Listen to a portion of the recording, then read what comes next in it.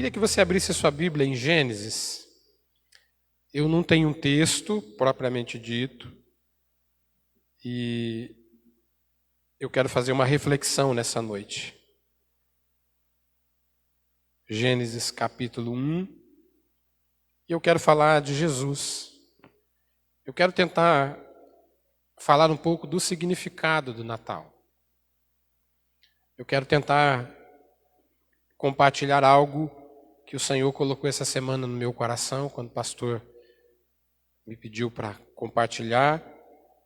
E a gente entende sempre que esse é um tema importante, então a gente não pode ponderar numa outra coisa, a não ser que o anjo venha, bata com a espada na cabeça da gente, fala, não, você vai falar de outra coisa, senão a gente... E eu fui pensando, refletindo, ponderando sobre o que significa o Natal.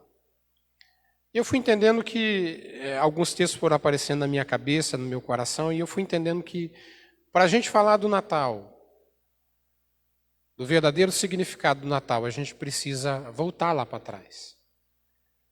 E aí Gênesis nos ajuda a nortear esse caminho até a chegada do Senhor Jesus, lá na manjedoura, lá em Belém. E o primeiro texto que eu comecei a pensar, na verdade foi o primeiro texto que veio ao meu coração, é o texto de Gênesis 1:1. No princípio, criou Deus os céus e a terra. Em seguida me veio um outro texto, que é o texto final do capítulo 2, o verso 31, e o verso 1 do capítulo 2, que diz assim: E Deus viu que tudo o que havia feito,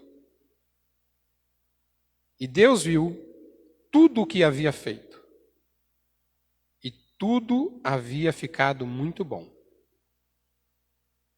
E aí o verso 1 do capítulo 2, assim foram concluídos os céus e a terra e tudo que neles há. No capítulo 3, vai guardando esse texto aí. No capítulo 3, o capítulo tão conhecido, você já ouviu inúmeras mensagens sobre esse capítulo, é o capítulo da queda, onde a serpente, Satanás, o diabo, induzindo Adão e Eva, os leva a pecar. E Deus, como sempre, passava por ali, e você conhece a história bem, Adão se escondeu, Eva se escondeu, e começa um diálogo, então, entre Deus, Adão, Eva e até mesmo a serpente. Adão fala alguma coisa, a culpa é a mulher fala a culpa é a serpente, e a serpente não culpa ninguém porque não tem ninguém para ela culpar, não é verdade? E aí Deus fala algo para a serpente, para o diabo. Ele fala que ele colocará, veja comigo aí, 3,15. Esse, na verdade, é o primeiro texto que brotou na minha mente quando o pastor falou para mim. Porém, inimizade entre você e a mulher, entre a sua descendência e o descendente dela.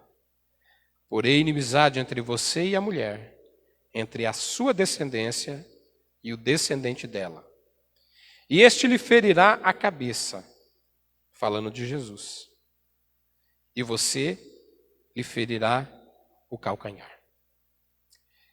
Esse, para mim, aonde eu entendo, é o primeiro texto que fala do plano de Deus após a queda do homem. Nós lemos ali que Deus viu, eu acho tão bonita essa expressão, Deus viu tudo o que havia feito e Deus achou tudo muito bom. Muito bom. E Deus gostou das coisas que ele fez. Mas no meio da caminhada, de repente, a serpente vem, induz Eva, induz Adão E de repente eles caem.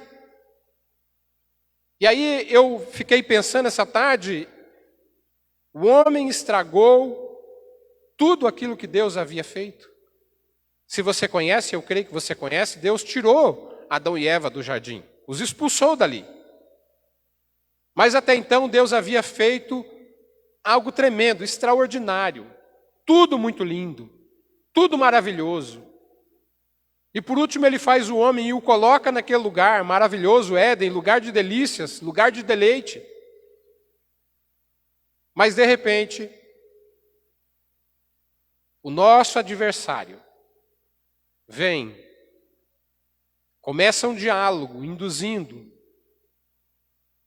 e o homem e a mulher sucumbe, caem, perde aquela oportunidade, aquela graça de estar com o Senhor, de falar tete a tete com Ele,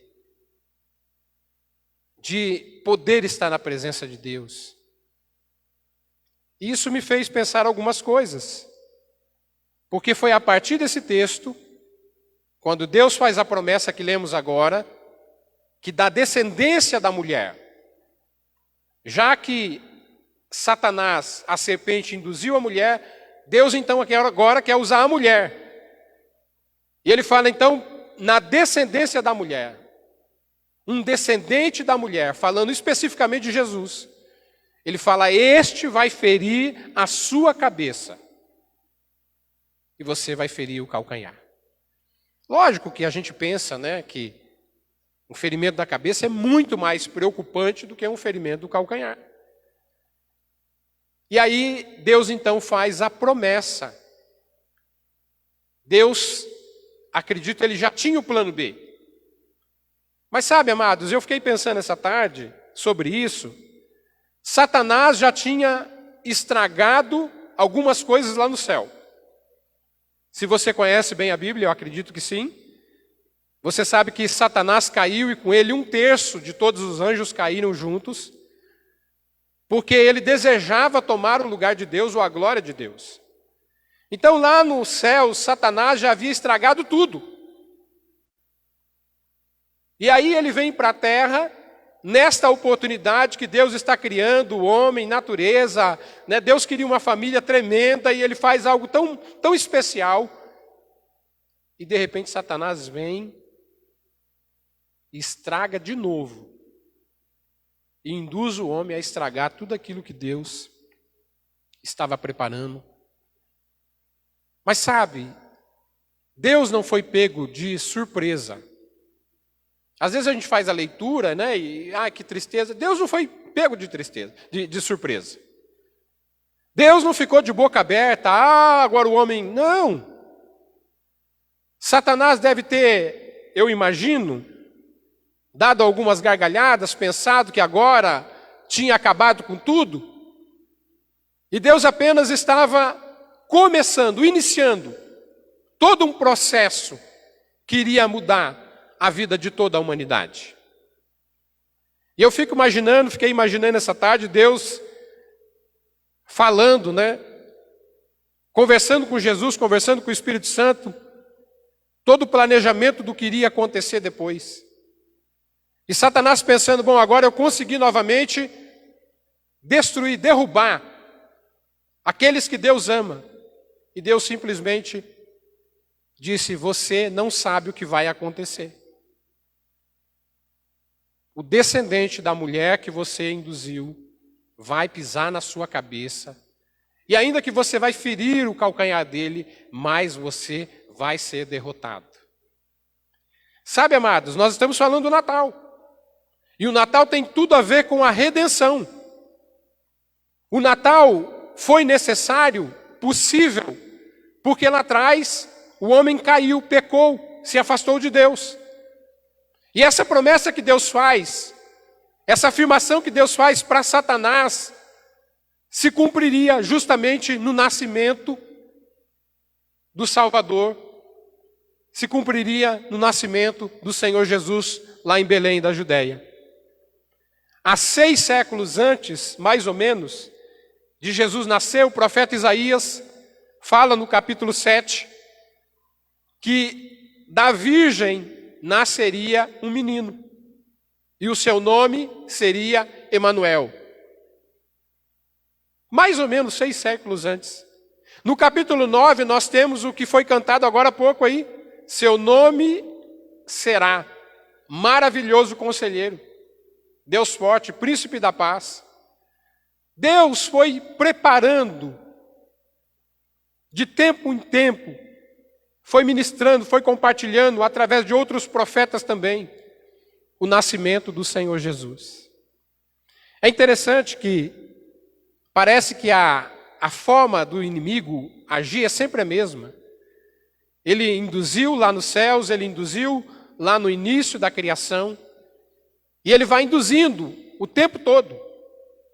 Mas eu fiquei imaginando que Deus pode ser até que tenha dado algumas risadas, porque Deus provavelmente antevia todas as coisas que iriam acontecer.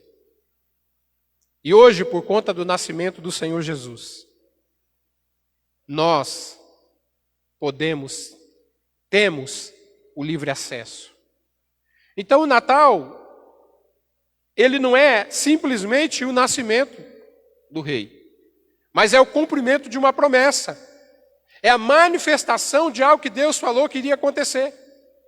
E imagine que se isso não acontecesse, nós não poderíamos estar aqui hoje. Nós não poderíamos ter esse acesso a Deus, nós não poderíamos ter a vida eterna, nós não poderíamos ter as promessas que nós temos. E aí, amados, o nosso adversário, eu pensava à tarde, ele continua sempre fazendo da mesma maneira. Ele quer nos induzir, vai tentando nos induzir o tempo todo, porém, nós temos agora o livre acesso. Nós temos agora a esperança. O diabo, escrevi algumas coisas aqui rapidamente, o diabo sempre estraga tudo, induzindo. E ele continua fazendo da mesma forma. Mas Deus tinha um plano para desfazer tudo o que havia estragado. A descendência da mulher, a sua descendência, viria e pisaria na cabeça da serpente. Este lhe feriria o calcanhar, mas o Senhor feriria a cabeça. Eu penso que Deus, lá atrás, olhava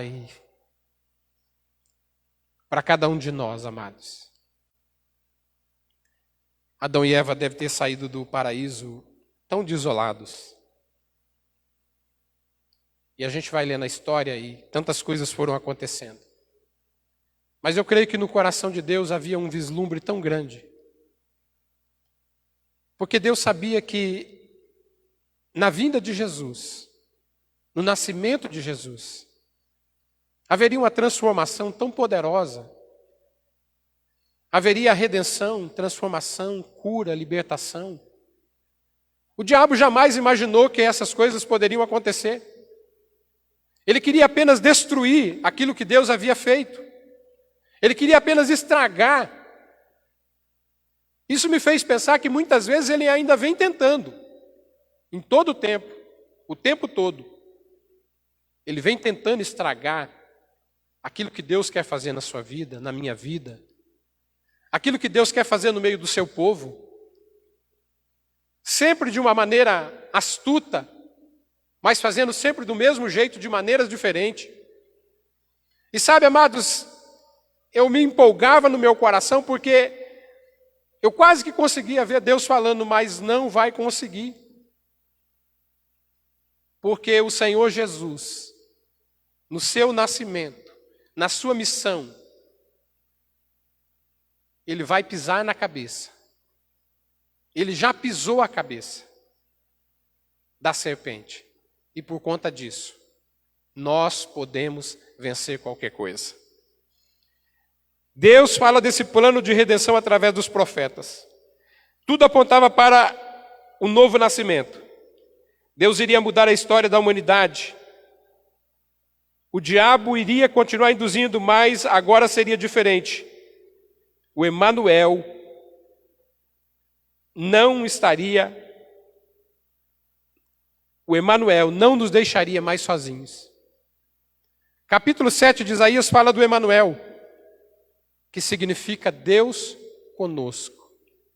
Uma virgem daria à luz, e o seu nome seria Emanuel. Você consegue pensar que tudo que o diabo sempre quis foi deixar eu e você sozinhos, abandonados? Ou trazer esse sentimento, trazer esse peso, e de repente Deus vai dando pistas, lá no Velho Testamento, dizendo: da virgem nascerá um filho, e o seu nome será Emanuel. Ou seja, Deus estará conosco. O diabo nunca entendeu essas coisas. E para nós hoje fica muito mais fácil. Deus sempre dizendo: Deus está conosco. Emanuel, Deus está conosco. E hoje eu quero que você saiba disso, que você entenda isso. O seu nome é Emanuel, Deus conosco. Você e eu não estamos sozinhos. Eu e você não estamos abandonados. Deus se manifestou através de Jesus. A sua promessa começou no Natal. O Natal fala desse plano de Deus, de restaurar a humanidade perdida. Nasce o Salvador do mundo. O diabo sempre tentando estragar nossas vidas, mas aprendemos na palavra. João 3, verso 8. Diz ali, a carta do apóstolo João, capítulo 3, verso 8, diz ali que o Senhor Jesus se manifestou para destruir as obras de Satanás.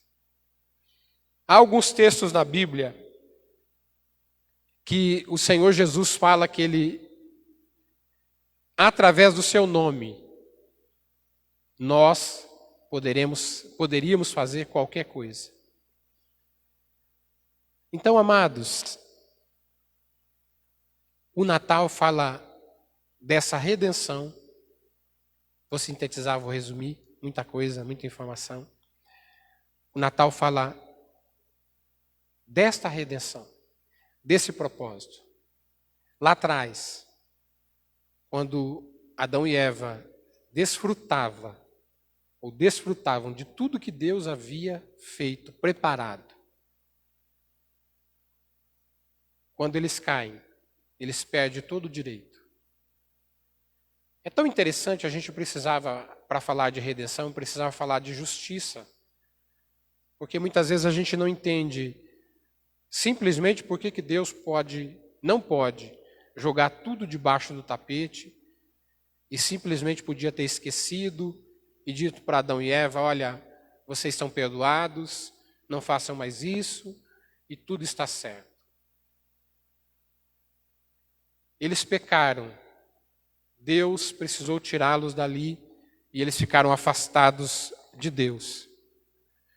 Mas a gente vê em toda a Bíblia que a misericórdia de Deus sempre foi grande. Todo aquela que clamou, Deus ouviu.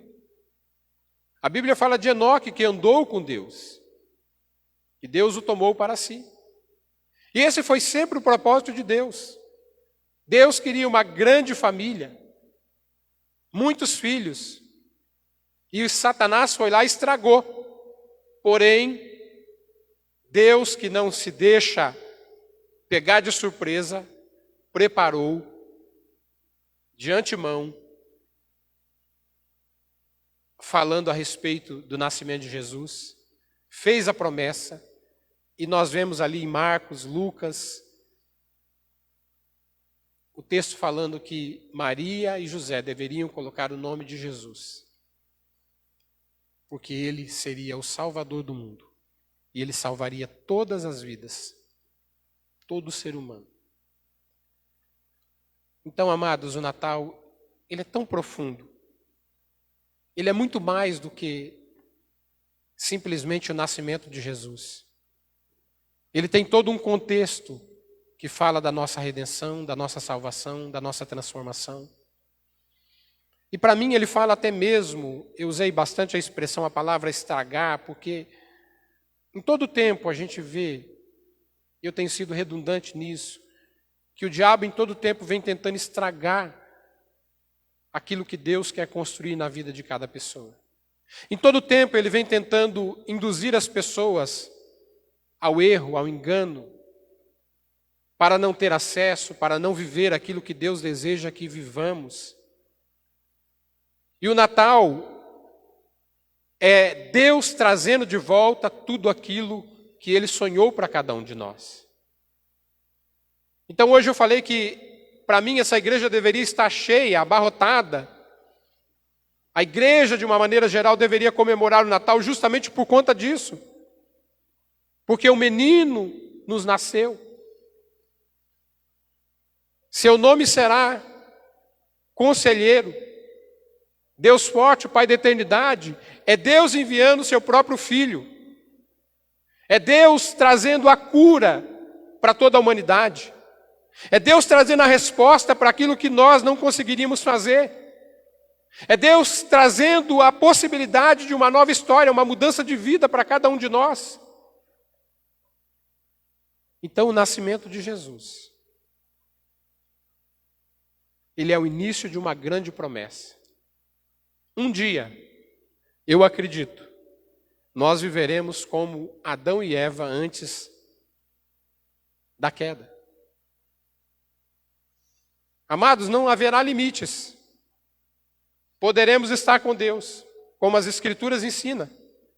Poderemos estar tete a tete. Poderemos entoar os nossos cânticos, poderemos viver para Ele. Mas o Natal fala disso. De uma nova esperança para toda a humanidade. Até ali Satanás pensou que iria vencer. Mas naquele dia, quando Jesus nasce, uma promessa se cumpre, parte da promessa se cumpre. E a partir dali, uma igreja se levanta. O Espírito Santo é derramado sobre a igreja do Senhor. E a nossa vida é transformada. A vida da humanidade é transformada. Satanás é novamente vencido. E hoje eu e você podemos, como disse o Senhor Jesus, pisar serpentes e escorpiões. E nós podemos, no nome dele, fazer coisas maiores do que ele fez. Porque agora, amados, Jesus nasceu cumprindo a promessa. E agora nós podemos nascer de novo. Nós nascemos de novo, como Jesus falou para Nicodemos.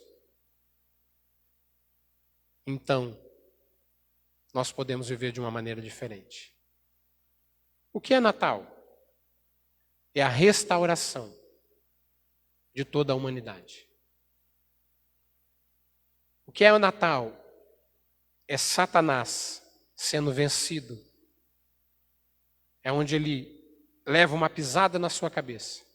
O que é o Natal? É Deus proclamando o seu amor por cada ser humano. O que é Natal? É Deus trazendo restauração para o seu povo. O que é Natal? É Deus trazendo a cura. O que é Natal? É Deus cumprindo a sua promessa. E aí, amados, a gente poderia enumerar algumas coisas, porque Deus é um Deus tão amoroso, tão preocupado, tão interessado conosco, que nenhuma das suas palavras se perde, nenhuma das suas palavras cai, nenhuma das suas palavras falham. E ele disse lá atrás, eu tenho um plano B. Talvez,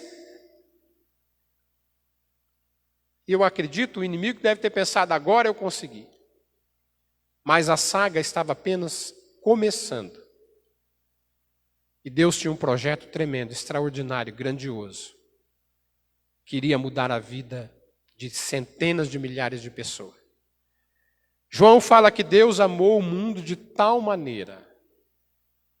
Deus amou o mundo de tal maneira, o mundo todo, que Ele deu o seu Filho. E é disso que fala o Natal. Jesus precisava nascer como criança, crescer, viver entre nós, para cumprir a sua missão, para pisar de fato, de verdade, na cabeça da serpente e trazer uma nova vida e mudar e transformar a vida da humanidade. Queridos, eu quero terminar essa reflexão orando com você. É claro que em tão pouco tempo a gente não consegue definir todo o Natal. Mas eu queria trazer no seu coração essa visão, retrocedendo lá atrás, para você ponderar juntamente comigo. Por que a necessidade do Natal? Por que o Natal é tão importante para nós? Porque é o cumprimento de algo que Deus iria fazer na vida de cada um de nós. A salvação só é possível por conta disso. E se Deus cumpriu a primeira promessa, a segunda promessa, Deus vai cumprir todas as outras promessas.